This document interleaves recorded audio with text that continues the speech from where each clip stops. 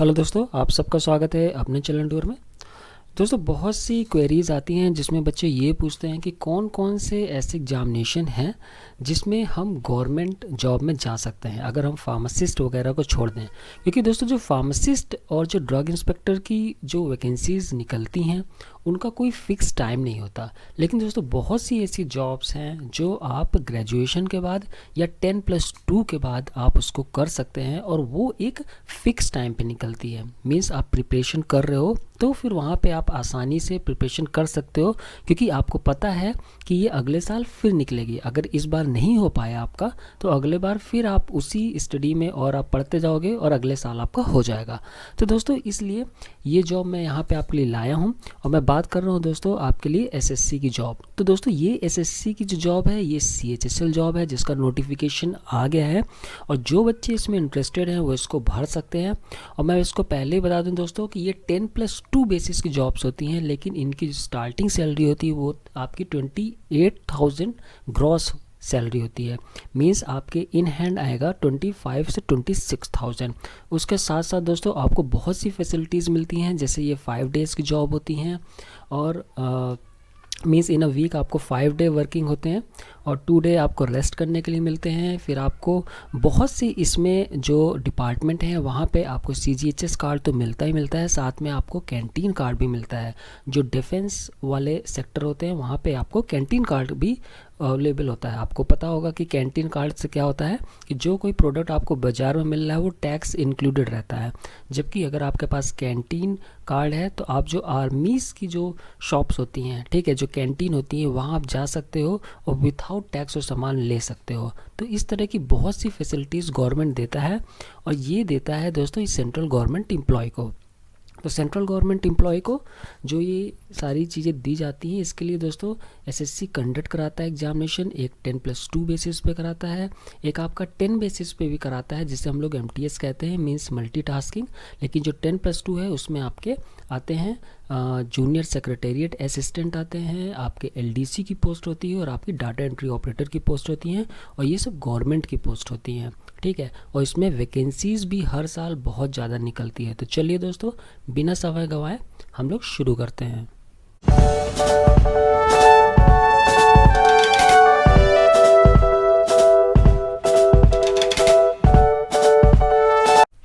तो दोस्तों चलिए हम लोग शुरू करते हैं और देखते हैं कि नोटिफिकेशन की डेट वगैरह क्या है ताकि आप इसको भर सकते हैं। तो दोस्तों यहाँ पे आप देख सकते हो कि combined higher secondary 10+2 level examination 2020, date for submission of online application आपका है 6 नवंबर 2020 से स्टार्ट होकर 15 दिसंबर 2020 तक आप इसका आवेदन कर सकते हैं। लास्ट डेट एंड टाइम जो है वो दोस्तों 15 दिसंबर को आपको 23:30 मीन्स 11:30 रात को 11:30 तक आप इसको कर सकते हैं, फिर ये वहाँ पे बंद हो जाएगा। Last date and time for making online fee payment, तो आप अगर वहाँ पे एप्लीकेशन फिल कर देते हैं इसके बाद जो ऑनलाइन फ़ी पेमेंट की जो इन्होंने डेट रखी है वो आपको दी गई है 17 दिसंबर 2020 11:30 बजे तक। फिर last date and time for generation of offline challan, तो अगर आप ऑनलाइन नहीं करना चाहते हैं, आप चाहते हो कि ऑफलाइन आप जाके वहाँ पे फ़ी सबमिट करोगे, तो उसके लिए 19/12/2020 को 11:30 बजे तक। Last date for payment through challan आपका है 21/12/2020 तक। और schedule of computer based examination tier 1, तो ये है दोस्तों आपका 12 अप्रैल 2021 से लेकर 27 अप्रैल 2021 तक ये चलेंगे एग्जामिनेशन। फिर date of tier 2 examination means descriptive paper जो है वो बाद में बताया जाएगा। तो चलिए दोस्तों, मैं आपको बता देता हूँ कि इसमें कौन कौन से पेपर होते हैं। दोस्तों बहुत आसान एग्जामिनेशन होता है, तो ये वीडियो जरूर लास्ट तक देखिएगा और ये ज़रूर आपके लिए लाइफ चेंजर साबित हो सकता है।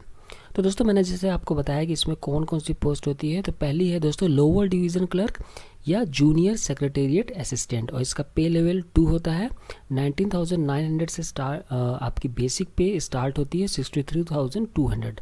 दोस्तों ये 19,900 आपकी सैलरी नहीं है, बल्कि इसमें दोस्तों बहुत सी चीज़ें मिलती हैं, जैसे हर 6 महीने में आपका डियरनेस अलाउंस इसमें ऐड होता है और आपका हाउस रेंट अलाउंस भी इसमें ऐड होता है, फिर आपको ट्रांसपोर्ट अलाउंस भी मिलता है। तो दोस्तों ये जो सैलरी मैंने आपको बताई, स्टार्टिंग आपको ग्रॉस जो सैलरी मिलेगी वो 28,000 मिलेगी। फिर इसके बाद दोस्तों धीरे धीरे ये बढ़ता जाता है। आपको पता होगा कि गवर्नमेंट जॉब में आपका इंक्रीमेंट लगता है, ठीक है। इंक्रीमेंट के साथ साथ दोस्तों वहाँ पे डीएनएस अलाउंस भी बढ़ता है, तो ये सब बहुत अच्छी जॉब्स होती हैं। फिर दोस्तों सेकंड नंबर पे आता है पोस्टल असिस्टेंट, सॉर्टिंग असिस्टेंट, जो आपने पोस्ट ऑफिस में देखा होगा। जब आप कभी पोस्ट ऑफिस में जाते होंगे तो वहाँ पे आपने देखा होगा कि वहाँ पे आगे लोग बैठे होते होंगे जो आपके लिए कंप्यूटर पे काम करते रहते होंगे। जैसे आपका सेविंग अकाउंट्स खोलना है तो ये सारी चीज़ें वो लोग करते हैं। तो उसमें आ गया आपका पोस्टल असिस्टेंट, सॉर्टिंग असिस्टेंट, और ये पे लेवल 4 की जॉब होती है। इसमें दोस्तों जो आपकी स्टार्टिंग सैलरी बनती है वो बनती है 34,000। डाटा एंट्री ऑपरेटर पे लेवल 4 ही होता है, इसकी भी स्टार्टिंग सैलरी आपका 34,000 बनती है। डाटा एंट्री ऑपरेटर में ही एक और है, कुछ वैकेंसीज होती हैं जो लेवल 5 की होती हैं। इसमें दोस्तों आपकी जो सैलरी बनती है स्टार्टिंग वो बनती है 45,000। फिर दोस्तों data entry operator grade A, पे लेवल 4, और इसकी भी स्टार्टिंग सैलरी है 34,000। फिर दोस्तों वैकेंसीज़ जो हैं मैं आपको बता देता हूँ कि यहाँ वैकेंसीज़ जो निकलती हैं दोस्तों वो आपकी थाउजेंड्स में निकलती हैं, ठीक है। तो ये इंक्रीज़ भी होती हैं, ये सारे विभागों से वहाँ कलेक्ट किया जाता है कि कितनी वैकेंसीज़ खाली हैं और कितनी इस साल की न्यू निकल रही हैं। उन सबको कंबाइंड करके जो एसएससी है वो अपने साइट पे, जो साइट है आपकी https://ssc.nic.in candidates corner tentative vacancy, वहाँ जाके आप देख सकते हो। ये लोग वहाँ पे वैकेंसीज अपडेट करते रहते हैं और आपकी 4,000 से लेके 8,000 तक वैकेंसीज हर साल निकलती हैं। फिर दोस्तों यहाँ पे जो और इम्पॉर्टेंट चीज़ आपके लिए बताई गई है वो मैं आपको बता देता हूँ। बाकी सारी चीज़ें वही हैं कि अगर आप ओबीसी हो तो आपको वहाँ पे 3 इयर्स का रिलैक्सेशन मिलता है एज में। अगर आप SC ST हो तो आपको 5 इयर्स का मिलता है। तो इस तरह करके यहाँ पे सारा कुछ दिया गया है। फ़िलहाल दोस्तों जो यहाँ पे 18 to 27 ईयर्स होती है जनरल कैंडिडेट के लिए। अगर आप उसमें SC ST हो तो 5 इयर्स और मिला लीजिए। अगर आप OBC हो तो दोस्तों 3 इयर्स और उसमें इंक्लूड कर लीजिए। इसी तरह दोस्तों PWD कैंडिडेट्स, PWD इन OBC, SC ST और एक्स सर्विसमैन, तो यहाँ पे सब कुछ दिया है। आप जिस क्राइटेरिया में फिट होते हैं दोस्तों उसको आप यहाँ पे देख सकते हैं। तो फिलहाल दोस्तों जनरल कैंडिडेट्स के लिए 27 आपकी एज लिमिट रखी गई है।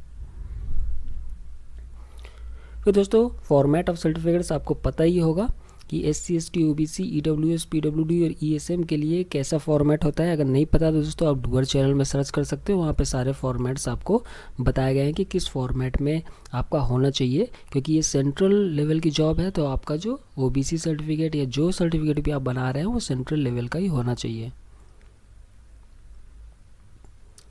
फिर दोस्तों यहाँ पे बताया गया है कि आप कैसे अप्लाई कर सकते हो। तो यहाँ पे जो साइट दी है https://ssc.nic.in, इस पे आप जाओगे, क्लिक करोगे तो फिर वहाँ पे आपको एक्सेस मिलेगा।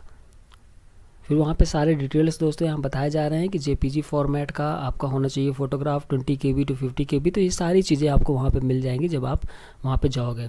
आपकी जो फ़ीस है दोस्तों बहुत ही नॉर्मल फ़ीस है, 100 रुपीज़ आपकी फ़ीस है, केवल 100 रुपीज़ है दोस्तों। तो इसको ज़रूर भरिएगा, मेरा यही कहना है।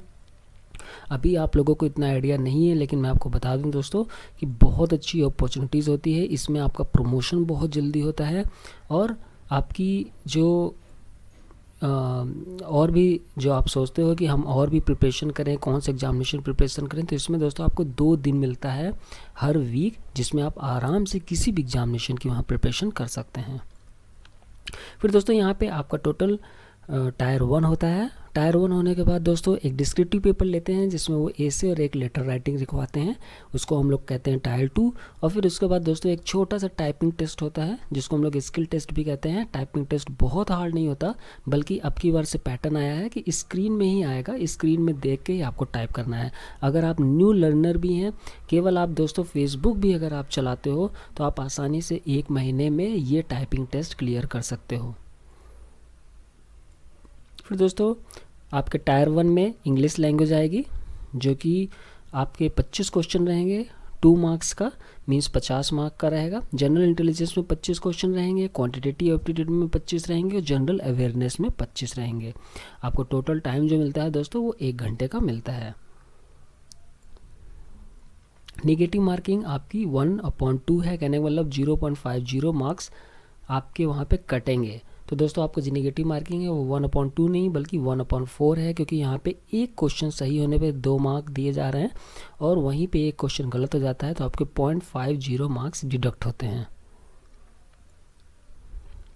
फिर दोस्तों यहाँ पे सब दिया गया है कि इंग्लिश लैंग्वेज में क्या आएगा, उसका सिलेबस दिया गया है, जनरल इंटेलिजेंस में क्या दिया गया है। अगर आप इच्छुक हैं दोस्तों ये एग्जामिनेशन क्वालिफाई करने के, तो जो हमारा व्हाट्सएप नंबर है 9953703693, उस पर आप हमसे कांटेक्ट करना।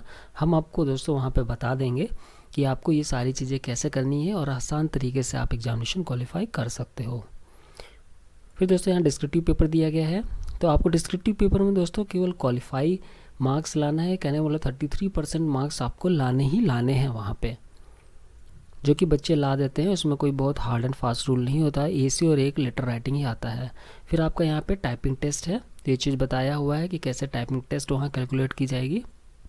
डाटा एंट्री ऑपरेटर के लिए टाइपिंग टेस्ट यहाँ पे दी जा रही है कि कितने की डेप्रेशन होंगे। इन सब की वीडियो दोस्तों डूअर चैनल पे अवेलेबल है, आपको सिंपली वहाँ पे टाइप करना है। इवन जो कीबोर्ड्स यूज़ होते हैं उसका भी वीडियो अवेलेबल है वहाँ पे। 62,000 प्लस मेंबर्स उसको देख चुके हैं, वहाँ पे व्यू कर चुके हैं। तो इस तरह की जो वीडियोज़ हैं वो दोस्तों आपको सिंपली हमारे चैनल में ही मिल जाएगी, आपको कहीं और जाने की ज़रूरत भी नहीं है।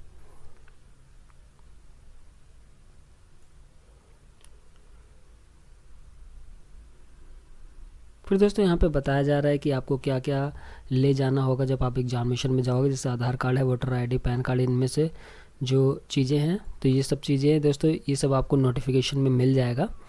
फ़िलहाल के लिए दोस्तों मेरा यही यहाँ पे उद्देश्य है कि मैं आपको जो इम्पोर्टेंट चीज़ें हैं मैं आपको बता सकूँ, ताकि आप जो साइट है उस पर जाएँ और इसको भर सकें। और दोस्तों लास्ट मिनट के लिए इसमें बिल्कुल वेट मत करिएगा कि आप लास्ट डे के लिए वेट कर रहे हैं। इसको जल्दी से, जो भी अगर आपके मन में डाउट है कि इसको भरना है कि नहीं भरना है, तो आप बिल्कुल वहाँ पे इसको सोच लीजिए 1-2 दिन में ही और इसको भर डालिए, क्योंकि दोस्तों इसमें ज़्यादातर आपका सर्वर डाउन होने का इश्यू आता है। इसलिए दोस्तों मैं आपको बता रहा हूँ, एक्सपीरियंस पे बता रहा हूँ कि आपको ये फॉर्म जल्दी से भर देना चाहिए। फिर दोस्तों यहाँ पे एनेक्सर दिया हुआ है, certificate regarding physical limitation for an examinee to write it. तो यहाँ पे सारे फॉर्मेट्स भी दिए हुए हैं, जो आपको एनेक्सर चाहिए हो वो आप इसमें से निकलवा के डायरेक्ट ही बनवा सकते हो। यहाँ पे procedure for filling online application दिया हुआ है, तो आप इसको पढ़ सकते हो। ऑनलाइन एप्लीकेशन फिलअप करने के पहले ये सारे पॉइंट्स आप एक बार पढ़ लें, ताकि आपको पता चल जाए कि कैसे इसको करना है। फिर आप इसको आसानी से ऑनलाइन जाके फिलअप कर सकते हैं। विथ 100 रुपीज़ आपका वहाँ पे फीस लगेगा। यहाँ पे दोस्तों इन्होंने स्क्रीनशॉट भी दे दिया है रजिस्ट्रेशन फॉर्म का, कि कोई भी आपको दिक्कत ना हो। इन्होंने सब कुछ एक सैम्पल के रूप में यहाँ पे प्रोवाइड भी कर दिया है।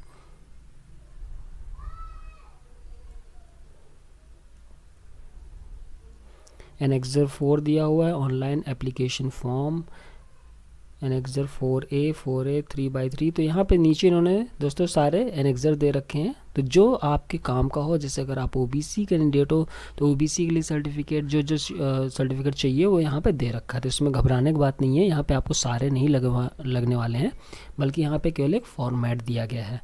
ये फॉर्म आप आसानी से भर सकते हैं, क्योंकि यहाँ पे देखिए इंस्ट्रक्शन भी दे दिया है, स्क्रीनशॉट भी डाल दिया है कि आपको कैसे भरना है। तो आपको ज़रूर ये भरना चाहिए। अगर फिर भी कोई क्वेरी या डाउट है दोस्तों, तो आपको पता ही है व्हाट्सएप नंबर, आप उस पर हमसे पूछ सकते हैं, हम उसका रिप्लाई आपको ज़रूर करेंगे। फिलहाल के लिए दोस्तों ये वीडियो ज़रूर शेयर करिए, अपने दोस्तों को बताइए, जो बच्चे भी हैं, जो लोग इच्छुक हैं गवर्नमेंट जॉब में जाने के लिए, क्योंकि ये जो अपॉर्चुनिटी है दोस्तों बहुत अच्छी अपॉर्चुनिटी है। इसमें रह के आप दूसरे एग्जामिनेशन की प्रिपरेशन भी कर सकते हैं अगर आप चाहते हो तो। और अगर आपको लगता है कि नहीं हमें इसमें ही अच्छा करना है, तो इसमें ग्रेजुएशन लेवल पे भी एग्जामिनेशन होता है। लेकिन फ़िलहाल के लिए दोस्तों मेरा यही कहना है कि यहाँ पे अच्छी सैलरी मिलती है, तो आप पहले उस चीज़ को ग्रैब कर लें, उस अपॉर्चुनिटी को, और हाथ से जाने ना दें। Thank you, take care, bye bye.